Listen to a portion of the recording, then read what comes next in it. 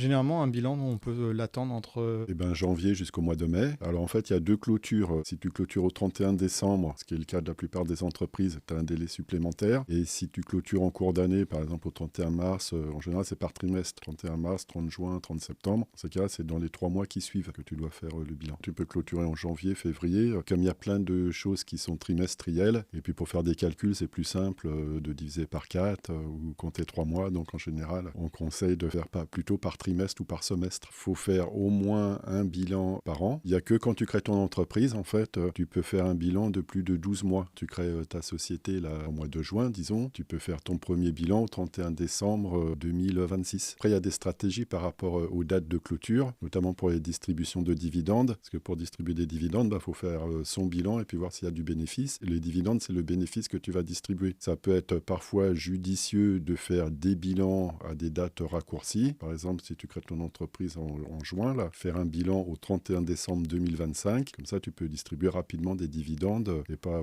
attendre de faire le bilan 31 décembre 2026.